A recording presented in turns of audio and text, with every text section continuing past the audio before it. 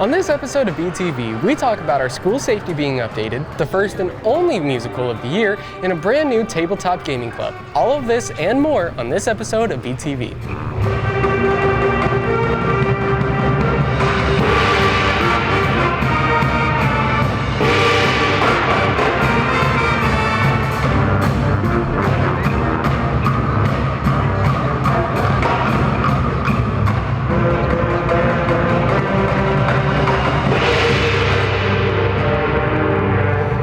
Welcome back to this episode of BTV Buffs. I'm your anchor, Noah Bierig. I'm sure you have noticed the growing amount of violence at school and around the district. At a recent Board of Education meeting, they presented ways to help us prevent this. Reporter Giovanni Key has more.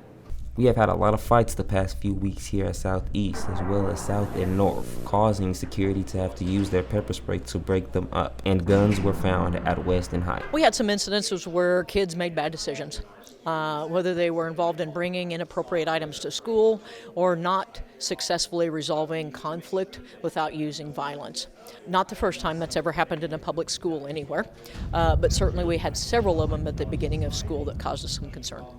At their meeting on September 12th, the USD 259 Board of Education decided to put metal detectors inside of schools to bring more safety to students and staff members. These metal detectors are a little different from the metal detectors currently used at sporting events. These will only be looking for weapons and weapon-shaped items. It means that instead of focusing just on metal, these devices focus on something that is the shape and the density and metal of a firearm.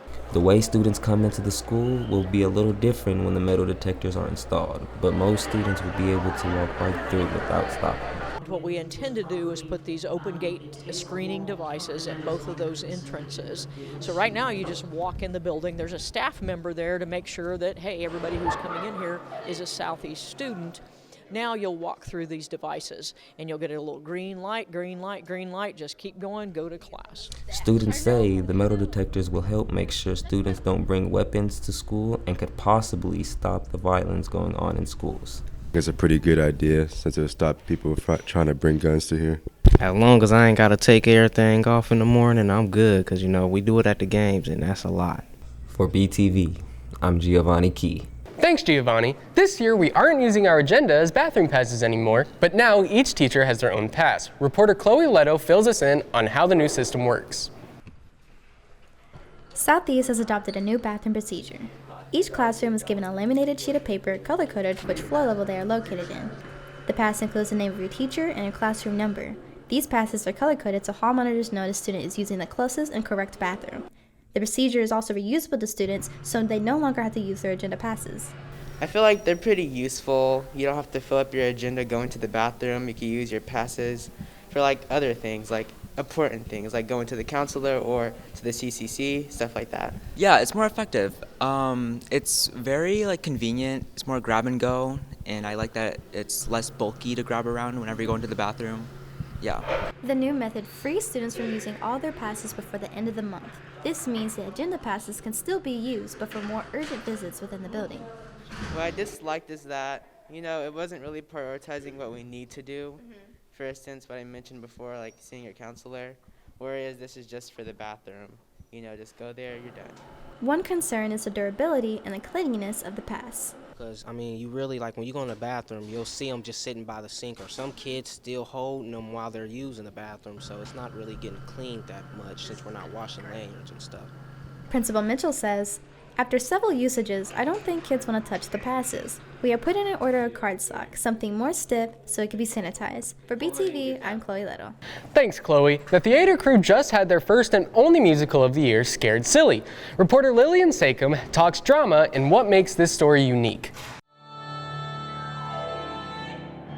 The Southeast Theater crew makes a comeback with their first performance of Scared Silly with a spectacular review. It is currently a mixture of spooky stories. The baseline of the play is that we have 3 or 4 characters who are in their house and the power goes out and they don't have any sort of entertainment, and so someone tells them stories.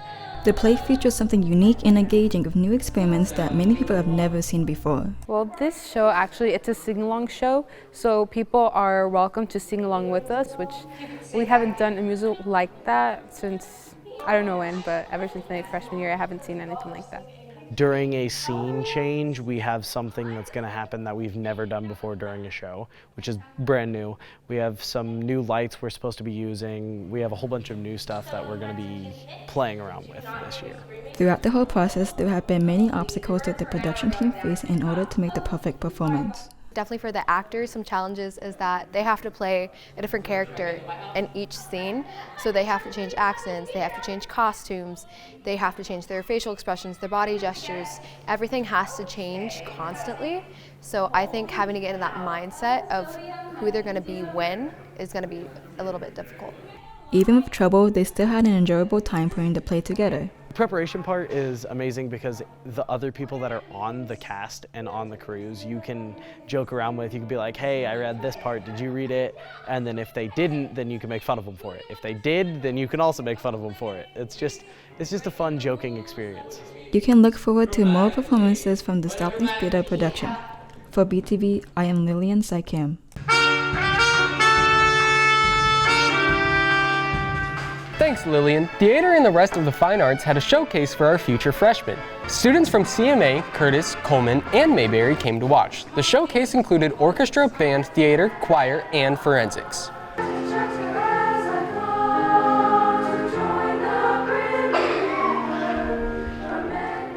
Choir had their first concert of the school year. Coleman Middle School students came to perform with them and got a chance to experience what high school choir is like.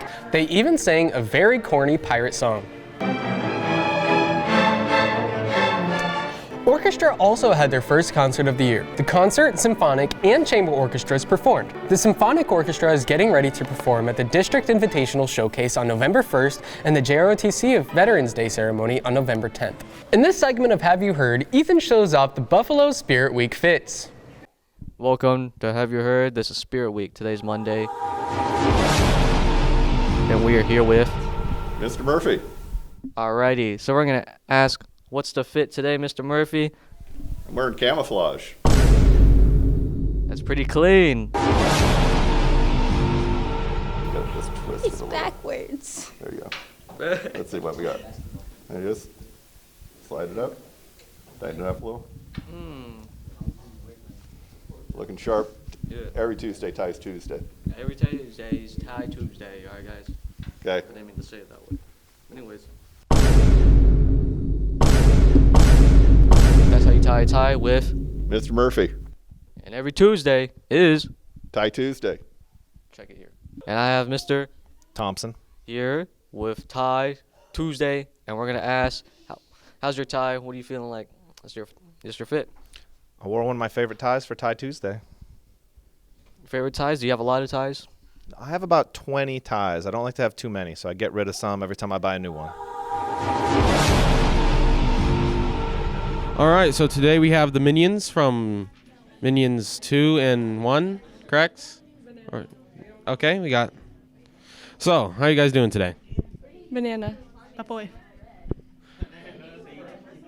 So what made you guys dress up like this? Banana.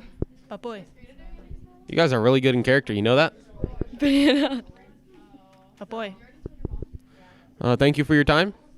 Banana. Today it's Ethan, and we're here to interview some of these gentlemen and people. We're gonna go over here and interview these people. You guys look like a great group.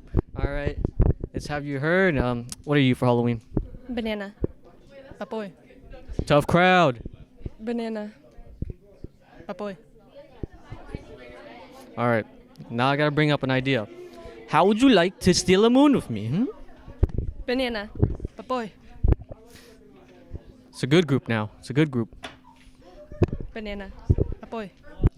Alrighty. There are new clubs each year. This year, Mr. Spear created a tabletop gaming club.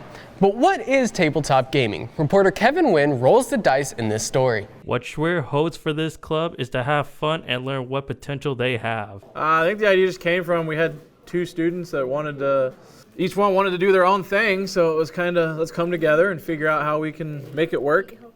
And that's what we tried to do. So one of the students really wanted to play D&D, and one of the students really liked trading card games, and so I said, well, let's do both. What Schwer holds for this club is to have fun and learn what potential they have. My biggest hope is they just get a love for a form of entertainment that they can enjoy the rest of their life.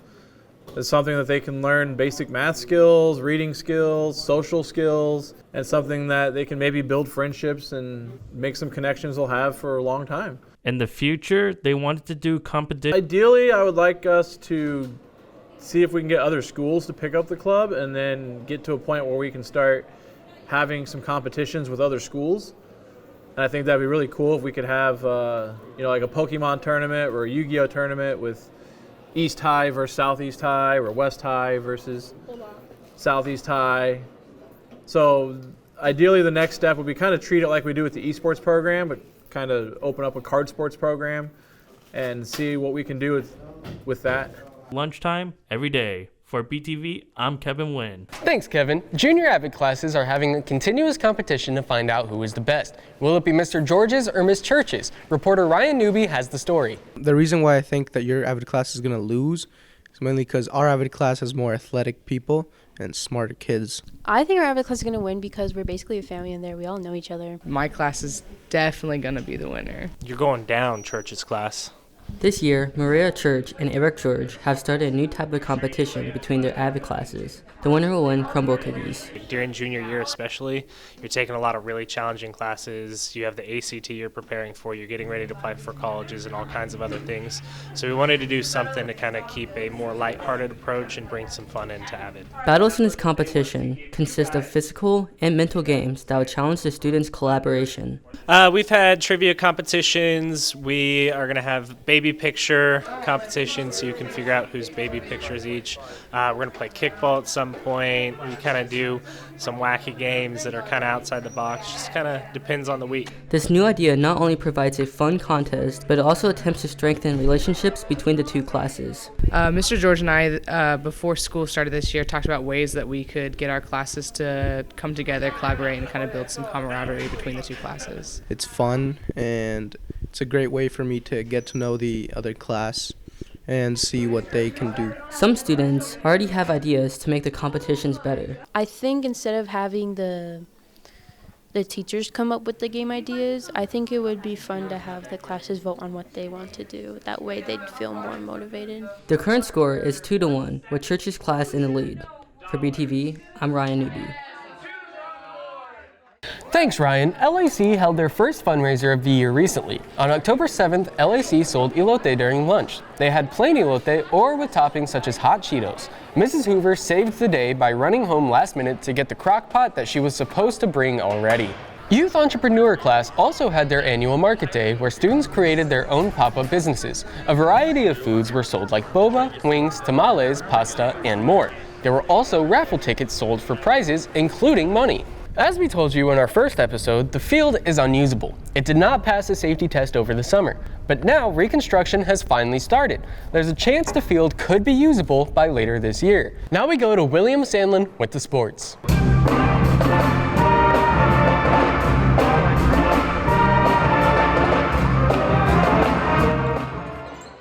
Welcome back to the Sportscast. I'm your sports anchor, William Sandlin, and let's get straight on into the highlights. Football ends the regular season 1-7 with a tough loss to Heights 56-7, touchdown by Ronell Slaughter in a nail-biting game versus South, where they lost 30-29. On senior night, they went up against Dodge City and lost 42-23. This year's seniors are Carlos Porter, Tyshawn Richardson, Javion Carter, Tylen Smith, Chris Atkinson, Tayden Edenfield, Jalen Booker, Colin Jones, Jordan Johnson, Joaquin Padilla, William Buckley, Martin Lopez, and Jay Sean Morin. Volleyball season comes to an end. On senior night, they played against East End Heights, where they won against Heights 2-0, 25-21 in the first set, 25-18 in the second set. The seniors are Jada Livingston, Genesis Rivera, and Michaela Hadley in the sub-state, where they matched up against Lawrence Free State and unfortunately lost. At the Wild Wind Cross Country Festival, Emma McCormick placed 15th at the JWAL. The boys placed 5th overall, where they were led by Jake Beauchamps, 8th place. The girls placed 6th overall, where they were led by Emma's 15th place. She also broke the school's 5K record of 21:41 as a freshman. It is now 21:36. At regionals, the boys placed 7th overall, and the girls placed 6th in very windy conditions. Jake placed 4th, and Emma got 8th. They are both heading back to Rim Rock for state. Soccer ends their regular season 7-8 with one tie. They won against North 1-0, where they tied with Rose Hill 1-1. They were defeated by Heights 1-2, and on senior night, they defeated Valley Center 4-1. Soccer senior night included Damaris Frierson, Owen Swagger, Anthony Godoy, Christian Mitchell, Juan Vasquez, and Shaunai Sidi. Tennis wrapped up their season at the JWAL. The girls placed 4th overall. Mallory Martinez placed 5th in the number 1 single game. Avery Martinez placed 3rd in the number 2 single game. Lauren Udafam and Jamie Jimenez placed 4th in the number 1 doubles game. And Joni Dang and Anna Sesteta placed 4th in the number 2 single game. Debbie Alvarado, Mallory Martinez, Lauren Udafam, Avery Martinez, Joni Dang, and Anna Sesteta went to regional, but unfortunately did not make it to state. At regionals, Reese Hawkins got 17th place, which landed her a spot at state. She is the first girl in over 30 years to do so. Haley Moore placed 20th at regionals. At state, Reese shot 106. That's it for this Sportscast. We will see you next time as we wrap up the fall sports and introduce the winter sports. Back to you, Noah. Thanks, William. That's it for this episode. We'll leave you with some sights and sounds from the choir concert. See you next time, Buffs.